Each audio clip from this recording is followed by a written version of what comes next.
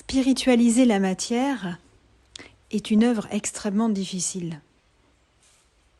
C'est comme si l'on faisait un travail alchimique.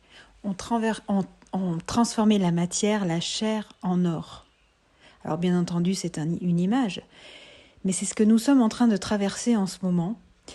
Il y a de plus en plus, une transformation au niveau de notre matière, et cela peut engendrer beaucoup de fatigue et de remise à niveau. Ça veut dire quoi? Ça veut dire qu'il peut y avoir des choses qui doivent être absolument actualisées de manière urgente, et il peut y avoir pour certains des choses qui leur tombent dessus comme ça de manière inattendue, mais c'est sans doute quelque chose qui peut justement leur permettre d'actualiser et de passer à une étape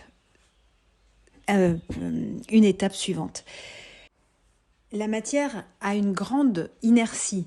Ça signifie quoi? Ça veut dire que lorsqu'elle s'alchimise finalement, on parle aussi de corps de cristal, corps cristallin, lorsqu'elle commence à s'alchimiser, la matière a des résistances. Parce qu'il y a tout le poids du passé, les mémoires transgénérationnelles, le karma, et tout ça peut amener une certaine résistance, et des fois ça s'opère aussi dans le mental. Il peut y avoir des pensées extrêmement récurrentes, lourdes, pesantes, alors que l'âme, alors que notre intérieur tend à de la légèreté.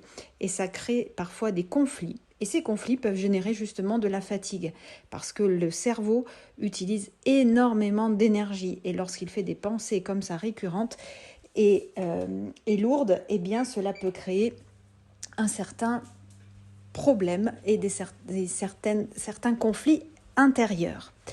Alors, je vais vous parler du mandala de Surya. Le mandala de Surya, c'est le dieu du soleil. C'est celui qui va amener justement la légèreté, de la chaleur, de la lumière dans l'ombre. Et l'ombre, c'est quoi? C'est cette chair qui est, bien entendu, notre véhicule, qui est extrêmement utile, mais qui possède cette ombre.